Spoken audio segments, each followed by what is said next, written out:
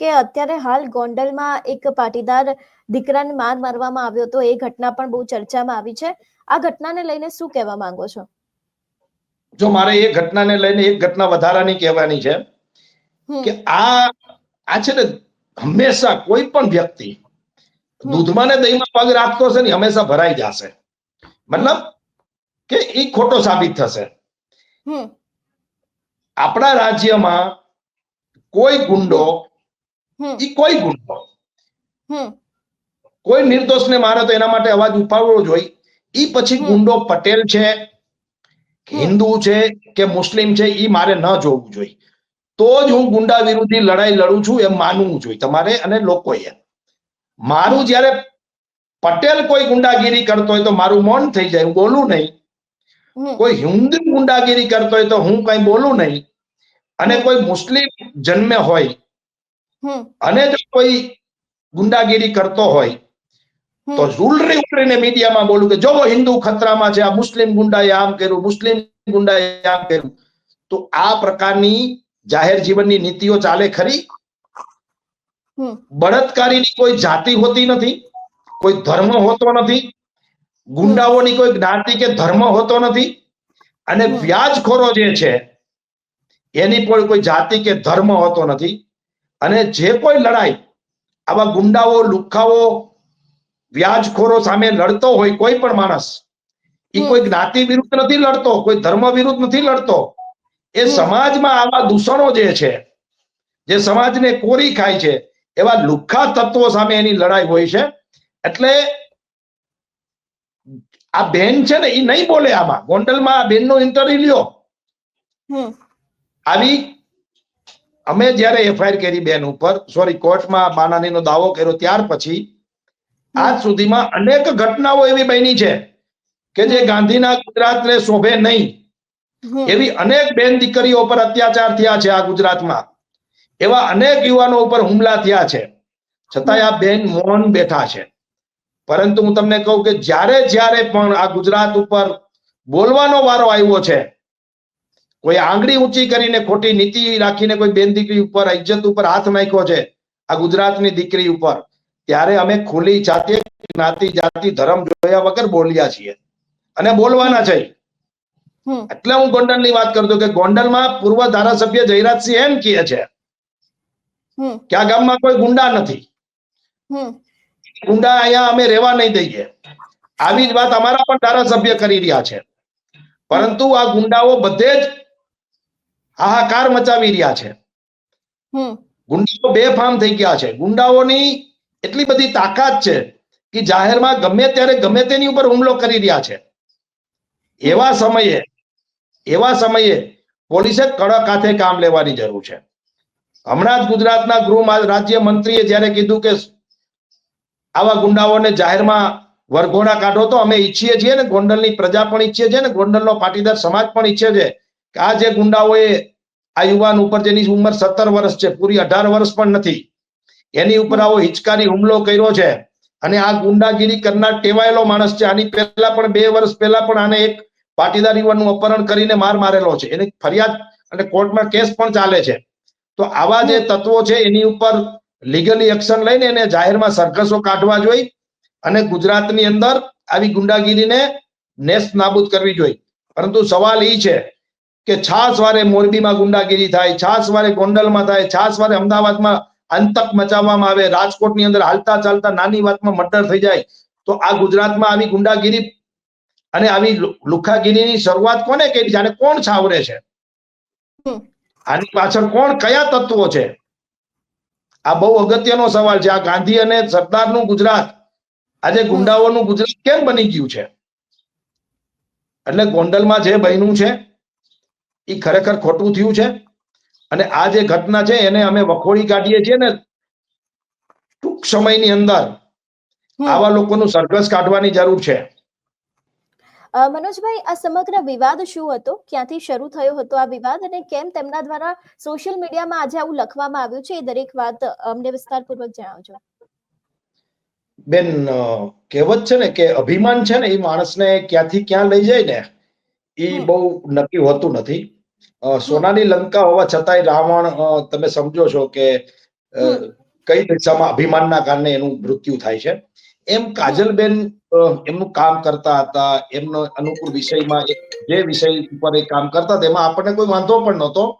એ સારું નસરું એ વિષય મારો હતો નહીં, મારે કઈ લેવા દેવા પણ નહોતી. એ ઘણા લોકોને એમ હતું કે બેન ખૂબ સારું કામ કરે છે, ઘણા લોકોને એમ હતું કે બેન વધુ પડતું બોલી રહ્યા છે. જે વિષય હોય એની વે આપણે એમાં પડતા નથી અને સૌને મનપસંદ કાર્ય સમાજમાં લોકો માટે કરવા જોઈએ એવું મારું માનવું છે ને એ પ્રકારનું કાર્ય કરતા હતા. પરંતુ જ્યારે એ કામ કરતા કરતા એમના પાસે જે વિષયો આવતા હતા એમની સત્યતા તપાસ્યા વગર માત્ર ને માત્ર પોતાની વાહવાહી અને પોતાની ટીઆરપી માટે એમને મોરબીનું નામ લઈ પર્ટિક્યુલર એક શહેરનું, એક જ્ઞાતિનું અને એવી એક ટિપ્પણી કરી નાખી કે જે ઘટના ખરેખર બની જ નથી. પોલીસ પોતે મોરબી ડીવાયએસપી લાઈવ કોન્ફરન્સ કરીને કહે છે કે આવી કોઈ ઘટના મોરબીમાં બની નથી. અમે આગેવાનો કહીએ છીએ, અમારી સંસ્થાઓ કહીએ છીએ કે આવી કોઈ ઘટના બની નથી. બેનને જેને પણ બ્રીફિંગ કર્યું હોય, ઘણીવાર હોય ને કે ભાઈ અમે મોરબીથી મીડિયાના મિત્રોને બ્રીફિંગ આપતા હોઈએ છીએ, માહિતી આપતા હોઈએ છીએ, એમ બેનના પણ અહીંયા કોઈ હશે કાર્યકર્તાઓ, એમને જે કાંઈ બ્રીફિંગ કર્યું એના આધાર ઉપર બેને ગપગોળા મન ફાવે એવા પોતાની ઈચ્છા મુજબ વાર્તા બનાવીને મોરબીની પાટીદાર સમાજની દીકરીને અને આખા મોરબીના લોકોને એને એકદમ સારું ખોટું ખરાબ ઘણું બધું કહી દીધું. નહીં જાહેરમાં હું બોલી ના શકું એવું એમને કીધું. એટલે એ સમયે અમારા ધ્યાનમાં આવ્યું, અમે બેનને કીધું કે આ તમારા ધ્યાનમાં જે કઈ આવ્યું છે એ સત્યતા તપાસો, આ ખોટું છે અને આવું કઈ ઘટના મોરબીમાં બની નથી. તમને જેને પણ માહિતી આપી છે એને ખોટી આપી છે અને તમારે કેવું જોઈએ જાહેરમાં કે ભાઈ મારી પાસે જે ઇન્ફોર્મેશન આવી હતી એ રોંગ હતી અને કોઈનું દિલ દુભાણું તો આઈ એમ વેરી સોરી. આટલી જ વાત હતી. એ જ સમયમાં રૂપાલા સાહેબનો એક વિષય આવ્યો હતો, તમને ધ્યાનમાં છે, ક્ષત્રિય આંદોલન થયું પછી રૂપાલા સાહેબે 3 વાર માફી માંગી. બરાબર છે, ભલે ટોપિક અલગ છે, એમની ભૂલ હતી, આવું રૂપાલા સાહેબે ના બોલવું જોઈએ એવું આખી દુનિયાએ કીધું. બરાબર છે, તો એ ભૂલ કાજલ હિન્દુસ્તાનીની હતી. તો અમારી વાત એટલી જ હતી કે બેન તમારે જે ઘટના બની નથી, યોગ્ય માહિતી લીધા વગર કોઈ સમાજની બેન દીકરી ઉપર આટલી બધી ખરાબ અભદ્ર ટિપ્પણીઓ ન કરાય. પરંતુ બેન લાજવાના બદલે ગાજતા હતા, બેન ન ફાવે એમ બોલતા હતા ને હજી એ જ કરે છે. કોંગ્રેસના ગુંડા એમ કહે છે, એ આજે છે ને એમ કે છે કોંગ્રેસના ગુંડા. બેનને ખબર નથી કે બધા ગુંડા ભાજપમાં છે અને 30 વર્ષનું ભાજપનું શાસન હોય ને બેન, એને ખબર નથી અહીંયા કોઈ ગુંડો કોંગ્રેસમાં રહી જ ન શકે. એ ગુંડાને સરકાર પૂરો કરી નાખે. કોઈ પણ પ્રકારનું 2 નંબરનું કામ, ગુંડાગીરી, લુખાગીરી કોંગ્રેસનો એક પણ નાનામાં નાનો કાર્યકર્તાથી લઈને એક પણ નેતા ન કરી શકે. નહીતર કાલ એનું રાજકારણ પૂરું કરી નાખે આ સરકાર, જેલમાં પૂરી દે. એ તો જેના ગળામાં ભાજપનો ખેસ હોય એવા બળાત્કારીઓ બજારમાં ફરે છે, બેનને ખબર નથી. જે ભાજપનો ખેસ ને ભાજપનું બોડિયું ગાડીમાં મારીને દારૂની હેરાફેરી કરતા લોકો હોય છે. એટલે ગુંડાઓ છે ને એ ભાજપમાં છે, પણ હવે મારે ભાજપ કોંગ્રેસ સાથે કાંઈ લેવા દેવા બહુ લાંબી છે નહીં. મારી જે લડાઈ છે એ વ્યાજખોરી, લુખાગીરી, ગુંડાગીરી, લોમિયોગીરી અને જે લોકો હની ટ્રેપ કરી, જમીનો દબાવી, ગરીબ નાના પાટીદારોના ખેતરો પચાવી પાડવા, આ વિષય ઉપર અમે લડાઈ લડીએ છીએ અને ખૂબ તાકાતથી લડીએ છીએ.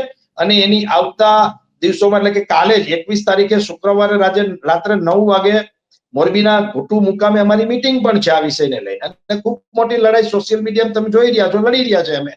પરંતુ આ જે બેન છે એ ગૃહમંત્રીને ટ્વીટ કરે છે, પત્ર લખે છે અને વિષય એટલો જ છે, તમારા ધ્યાનમાં મૂકી દઉં બેન, કે એમને જામનગર અમારા વિરુદ્ધ ફરિયાદ કરી છે. જામનગર પોલીસમાં એ જ્યાં રહે છે એને લાગુ પડતું જામનગર, આઈ થિંક સો હું ભૂલતો નહીં તો B division Jamnagar police station, એમાં એમને અમારા વિરુદ્ધ ફરિયાદ કરી છે કે આ ગુંડાએ, હું ગુંડો લાગુ છું બેન તમને? બેનને એ નથી ખબર પડતી. હું માની લો કે બેન તમારે અત્યારે તમારા નર્ભે ન્યૂઝમાં એમ કહું કે આ કાજલ હિન્દુસ્તાની ગુંડી છે, તો એ બરાબર છે શબ્દ? અરે તમે સોશિયલ કામ કરો છો ને, તમારો જન્મ જેટલા વર્ષનો છે ને એટલા વર્ષથી હું જાહેર જીવન કરું છું અને તમે મને ગુંડો કહો છો? બેને જેટલા કામ નથી કર્યા ને જાહેર જીવનમાં જેટલા વર્ષ, એટલા તો અમે કામ કરીને બેઠા છીએ સમાજ વચ્ચે, લોકો વચ્ચે. અને બેન જે નિશાળમાં ભણે છે ને એના પ્રિન્સિપલ અમે રહી ચૂક્યા છે. બેનને ખબર નથી અમારી હિસ્ટ્રી કઢવી લેવાની ક્યારે.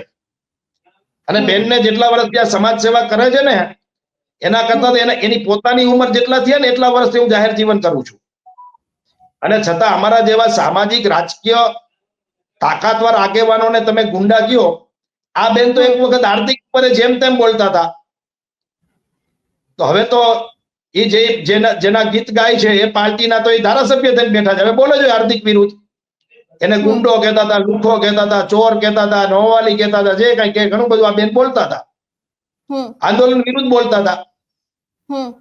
આ બેનને કઈ બોલવાની ભાન નથી. અને એ વાત ગૃહમંત્રી, રાજ્યના પોલીસ વડા અને જામનગરના એસપી સાહેબ જાણે છે. બેન, વિષય એટલો છે કે એને અમારી વિરુદ્ધ ફરિયાદ લખી છે ને એમાં લખ્યું છે કે આ ગુંડાએ મને મારી નાખવાની ધમકી આપી. પરંતુ આવું કઈ આપણે એમને ધમકી બમકી આપી નથી. એટલા માટે બન્યું છે એવું કે ત્યાં પોલીસે એમની ફરિયાદ લીધી નથી. અને આવું 4-5 મહિનાથી આ બધું બન્યું છે, એમને ફરિયાદ આપી છે પણ પોલીસે ત્યાં ફરિયાદ લીધી નથી. અને અમે જેના વિરુદ્ધ એમને ફરિયાદ દીધી છે, અમે બધા જ રામનગર પોલીસમાં જઈને અમારા નિવેદનો લખાવ્યા છીએ. અને અમે તથ્યો સાથે આપ્યું છે કે ભાઈ અમે બેનને કોઈ મારી નાખવાની ધમકી દીધી નથી. બેનને અમારી ઉંમર લાગી જાય અને સાચા અર્થમાં સમાજ સેવા કરે, રાષ્ટ્ર સેવા કરે, હિન્દુ સમાજની સેવા કરે, નહીં કે પોતાની વાહ સીન સપાટા માટે, નહીં કે અમુક એના આકાઓને હારું લગાડવા માટે. અમારી ઉંમર લાગી જાય ને 100 વર્ષ આયુષ્ય એમનું હોય તો પણ વધારે એનાથી મળે એમને આયુષ્ય. અમારે મારી નથી નાખવા બેનને. બેન જીવે, રાષ્ટ્રની સેવા કરે, ભારતની દીકરીઓની સેવા કરે, આ સમાજની સેવા કરે, એવા અમારા અંદર આત્માથી લાગણી છે. અમે શું કામ મારીએ એમને? પરંતુ બેનને ખબર નહીં કે કોઈ સાચું સમજાવતું નથી. આજે જાહેર જીવનનો માણસ છું, મારાથી અત્યારે જ તમારી સામે કોઈ એવો શબ્દ બોલાઈ જાય બેન, તો હું તો કાજલબેનની માફી માંગી લઉં. મારાથી કાજલબેન માટે કાંઈ બોલાઈ જાય તું જરાય નાનો માણસ નથી થઈ જતો. અને આ દેશમાં મોટામાં મોટા લોકોથી પણ શબ્દની ક્યાંક માયાજાળમાં જીભ છે ભાઈ, લપસી ગઈ હોય, બોલાઈ ગયું હોય ગુસ્સામાં, બીજી ત્રીજી રીતે, તો લોકો કે સોરી ભાઈ, દુઃખ થયું હોય તો. અને આપણે તો આ સમાજ અને આ હિન્દુ સમાજ અને આ દેશ તો મિચ્છામી દુક્કડમ, ક્ષમા કરો, દર વર્ષે આપણે માફી માંગીએ છીએ. કે ભાઈ મારાથી ભૂલ થઈ તો હું ક્ષમા ચાહું છું એમ. અને માત્ર બોલીને નહીં, અંતરથી પણ આપણે કોઈનું ખરાબ નહીં ઈચ્છીએ. એ સમાજ છીએ, એ હિન્દુસ્તાની છીએ, એ સનાતની છીએ. પણ બેન હિન્દુ સમાજ અને હિન્દુ રાષ્ટ્રની અને સનાતનની વાતો કરે છે, પણ એમાં એનો એકેય ગુણ છે નહીં એનામાં. માત્ર ભગવા કલરના કપડા પહેરી લેવા કે ભગવા કલરના ઝંડા હાથમાં લઈ લેવાથી કઈ સનાતની નથી ખાલી બની જવાતું. એના માટે જીવનની અંદર ઉતરેલું હોવું જોઈએ. અને આ બેનને મેં કીધું તું ત્યારે પણ કે તમારા કરતા હું સવાયો હિન્દુ છું, તમારા કરતા હું સવાયો હિન્દુ છું. પણ વિષય એટલો જ છે કે ગૃહમંત્રીને એમને ટ્વીટ કર્યું છે અને એમને કીધું છે કે આ એફઆઈઆર જામનગર પોલીસ લેતી નથી.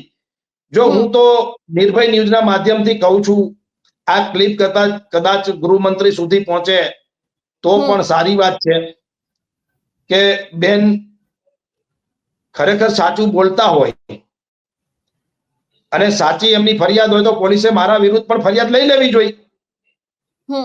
બેન પણ હક છે ફરિયાદ કરવી. અને અમે એના વિરુદ્ધ માનહાનિનો દાવો મોરબીમાં કર્યો છે. પરંતુ બેન પ્રોબ્લેમ એ છે કે આ બેન છે ને એ કોર્ટમાં આવતા નથી. કોર્ટે 2 વખત એમના સમન્સ કાઢ્યા છે, મોરબી કોર્ટે. એટલે હવે એ બરાબર ઉભા ભરાણા છે. એટલે હવે નીકળવાનો તડફડિયા મારીને રસ્તો ગોતે છે, પણ ક્યાંય રસ્તો મળતો નથી. એટલે આવી ખોટી ફરિયાદો કરે છે અમારી વિરુદ્ધ. અને આવી ખોટી ફરિયાદો કરીને અમને ફસાવા માંગે છે જામનગર પોલીસમાં. પણ અંતે તો પોલીસ હોય કે કોઈ પણ તંત્ર હોય, એમના પણ નીતિ નિયમો બંધારણ બધું છે. એટલે પોલીસ જામનગર જ્યારે એમની એફઆઈઆર નથી લેતી ત્યારે હાઈકોર્ટ ગયા છે. હાઈકોર્ટમાં પણ અમે પણ લડી રહ્યા છે એમની સામે કે અમે બેનને મારી નાખવાની ધમકી કોઈ આપી નથી. અમે તો ઈચ્છીએ છીએ કે આ બેન 100 વર્ષથી પણ વધુ જીવે અને રાષ્ટ્રનું સાચા અર્થમાં કામ કરે, નહીં પોતાની ટીઆરપી માટે કે નહીં પોતાની વાહવાહી માટે. અને એ જે કામ કરે એ આપણે તો ત્યાં સમાજમાં, રાષ્ટ્રમાં, સનાતન ધર્મ કહેવત છે કે તમે જમણા હાથે સારું કામ કરો તો ડાબા હાથને ખબર નહીં પડવા દેવાની. ગુપ્ત દાન, ગુપ્ત કામ. એની જગ્યાએ બેન તો માઇકમાં બધાને ભાષણ કરે છે, ખોટી ખોટી વાતો કરે છે, ખોટું ખોટું બદનામીના ભાષણો કરે છે. તો બેનને રોકવા પણ કોઈની જવાબદારી છે કે નહીં? એટલે આટલો જ વિષય છે. અને બેનને આવતા દિવસોમાં મને એવું લાગે છે કે કોઈક સાચું સમજાવે તો આટલું જ બેન બોલવાનું છે કે મોરબીના પાટીદાર બેન દીકરીઓનું જે મારાથી ન બોલવું જોઈએ એવું બોલાઈ ગયું છે, જે મારી પાસે ઇન્ફોર્મેશન ખોટી હતી, આમ છતાંય કોઈની દિલ દુભાણું હોય તો હું માફી ચાહું છું. આટલું બોલવાનું છે. પણ આ બેન નહીં બોલે, કારણ કે એનું ટ્વીટ મને બહુ ખબર નથી પડતી, તો નરેન્દ્રભાઈ મોદી કરે છે. એટલે એને એમ હોય કે વડાપ્રધાન સાહેબ મારું રીટ્વીટ કરતા ટ્વીટ કરતા હોય તો મને તો ફાંકો હોય ને, એમ એવું હોય ને. પણ સરવારે દેશના નાગરિકો બધા સમાન છે. નરેન્દ્રભાઈ મોદી હોય, ગૃહ મંત્રી હર્ષભાઈ હોય કે હું હોય કે તમે હોય, આપણે બધા દેશના નાગરિક છે. એકબીજાનું માન સન્માન જળવાવું જોઈએ. આપણે બધા એ બંધારણને માનીએ છીએ, લોકશાહીમાં રહીએ છીએ. તો બાબા સાહેબે આપણે બધાને રાઈટ આપ્યા છે, બંધારણે રાઈટ આપ્યા છે. પરંતુ આ બેન કંઈક એનાથી ઊંચા પોતાની જાતને સમજે છે, એટલે ભરાઈ ગયા છે. અને ભરાઈ ગયા છે એટલે એમાંથી નીકળવા માટેના તડફડિયા મારે છે. એટલે ઈ ગૃહમંત્રીને બદનામ કરે છે, જામનગર પોલીસને બદનામ કરે છે, જામનગર એસપી સાહેબને બદનામ કરે છે, અને મને ને મારા સમાજને તો બદનામ કરે જ છે. અને કરવા દો. હું રાહ જોઉં છું કે ક્યારે બેન મોરબી કોર્ટમાં આવી અને પોતાનું માફીનામું આપે. મનોજભાઈ, અમારી સાથે જોડાવા બદલ આપનો ખૂબ ખૂબ આભાર. Thank you. જે પ્રમાણે કાજલ હિન્દુસ્તાની વિશે પણ ખુલાસો કરવામાં આવ્યો અને જે પ્રમાણે ગોંડલમાં ગુંડા રાજ વધી ગયું છે, એને લઈને પણ મનોજ પનારા દ્વારા એક હુકાર કરવામાં આવ્યો છે કે હવે એ લોકોના પણ વરઘોડા નીકળવા જોઈએ. તમારું શું માનવું છે આ વિષયને લઈને? અમને કમેન્ટ કરીને ચોક્કસથી જણાવજો. તેની સાથે જ અમારી ચેનલ નિર્ભય ન્યૂઝને લાઇક, શેર અને સબસ્ક્રાઇબ કરવાનું ભૂલશો નહીં. નમસ્કાર.